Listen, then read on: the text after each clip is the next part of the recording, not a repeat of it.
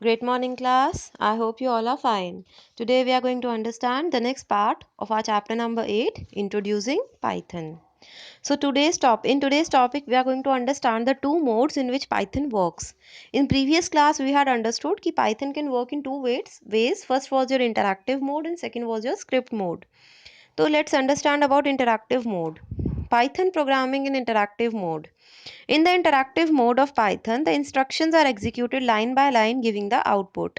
In this mode, the commands are typed next to the Python command prompt.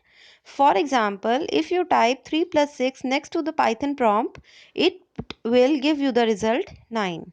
वो क्या बोलता है, interactive mode के अंदर क्या होता है, इंस्ट्रक्शंस जो होती हैं आपकी लाइन बाय लाइन एग्जीक्यूट होती हैं. मतलब पहली लाइन एग्जीक्यूट होगी, उसको कंप्यूटर पढ़ेगा, अगर वो ठीक है तो उसको रन कर देगा, गलत है तो वो आपको एरर जनरेट करेगा.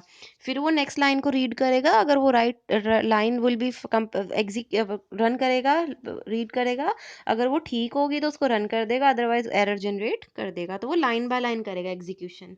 और इसके अंदर आप कोडिंग करते कहाँ हो, कमांड प्रॉम्प्ट पे. ये जो आपको थ्री ये दिख रहे हैं सिंबल, ये कमांड प्रॉम्प्ट होता है, इस पे आपको कोडिंग करनी है. एंड जो भी कोडिंग करेंगे आप, उसके कॉरस्पॉन्डिंग आपको आउटपुट मिल जाएगा. जैसे हम यहाँ देखते हैं, मैंने यहाँ लिखा वेलकम टू पाइथन वर्ल्ड. जैसे ही एंटर किया मुझे आंसर मिल गया वेलकम टू पाइथन वर्ल्ड. फिर मैंने लिखा 10, जैसे ही रन हुआ 10 मिल गया.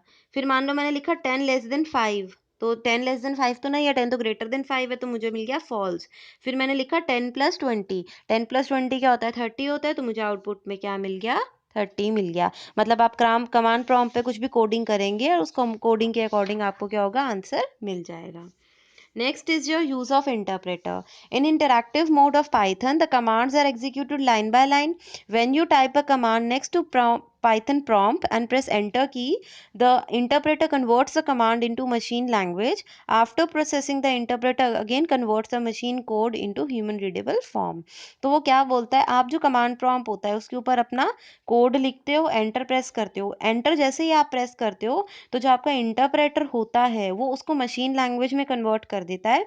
कंप्यूटर उसको रीड करता है, अगर उसमें कोई गलती होती है तो गलती बता देता है, नहीं तो उसका जो रिजल्ट होता है उस रिजल्ट को फिर से मशीन कोड से ह्यूमन रीडेबल फॉर्म, मतलब जिसको हम पढ़ सकते हैं, आउटपुट उस फॉर्म में कन्वर्ट करता है और फिर हमें हमारा रिजल्ट मिल जाता है. ठीक है. फिर आता है using print function. The print function is use to display the output of any command on the screen. It can also be use to print specified messages. अगर आपको किसी भी चीज़ का आंसर चाहिए, आउटपुट चाहिए, डिस्प्ले कराना है रिजल्ट को, तो आप किस फंक्शन का यूज़ करेंगे, प्रिंट फंक्शन का. और इसकी हेल्प से आपको स्पेसिफिक मैसेज वो भी आप ले सकते हो. जैसे आपने लिखा प्रिंट के अंदर हेलो वर्ल्ड, डबल कोट्स में लिखा है, ये बात याद रखना.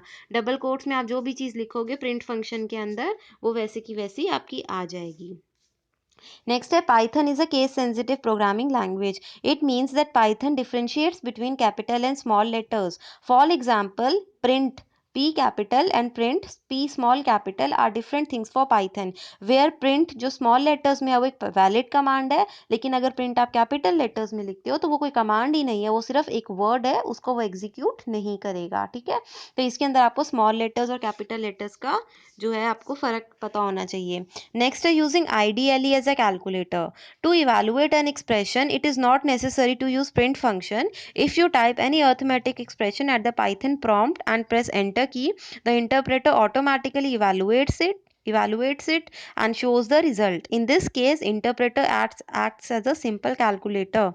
The expressions are evaluated using operators like plus minus multiplication division. The basic board mass rules are followed. देखो वो इसमें क्या कहता है, हमने पीछे भी पढ़ा था, मैंने लिखा था 10 प्लस 20 और मुझे आउटपुट में क्या मिल गया था, 30 मिल गया था.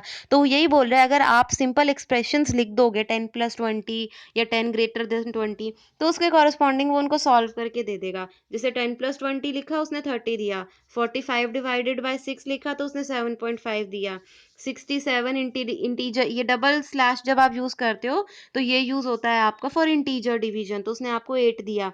फिर 45 इंटू 78.7 किया तो आपका 3500 आपका वैल्यू आ गई. और वैसे वो बोलता है कि आप कौन सा रूल यूज़ करते हो, बोर्ड मास का, जो आप मैथ्स में यूज़ करते हो वही रूल ये आपका यूज़ करता है. Next is variables in Python.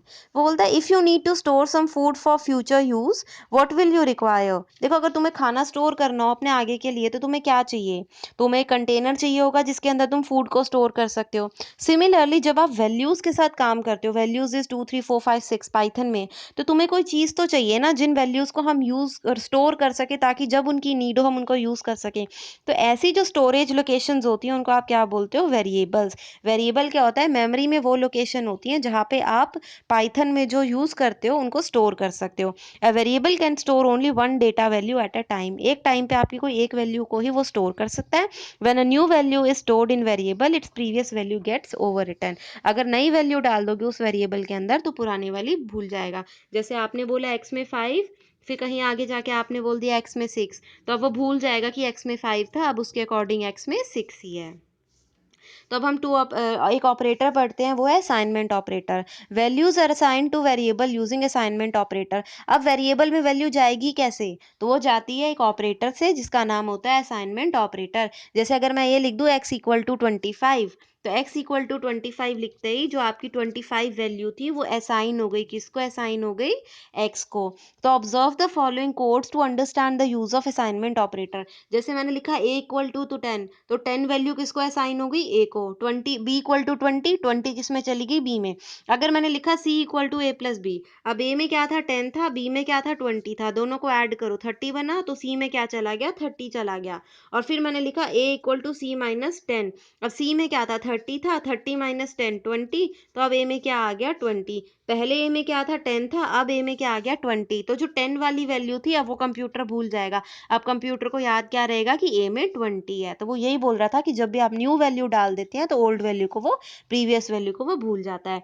Last है rules to write the variable names.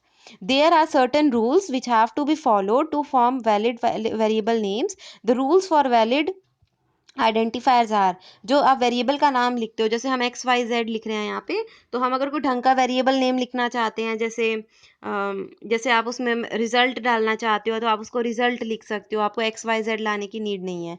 तो जब आप कोई वेरिएबल नेम लिखते हो तो it must start with N alphabet और एन अंडरस्कोर। या तो वो अल्फ़ाबेट यानी ABCD से स्टार्ट होगा या फिर अंडरस्कोर इस वाले सिंबल से स्टार्ट होगा। दूसरा वो क्या बोलता है, a variable name can consist of alphabets, digits, underscore, no other character is allowed. वो बोलता है कि इसमें सिर्फ अल्फ़ाबेट, डिजिट और अंडरस्कोर जाएंगे और कोई आप डॉलर का सिंबल या हैश का सिंबल नहीं डाल सकते।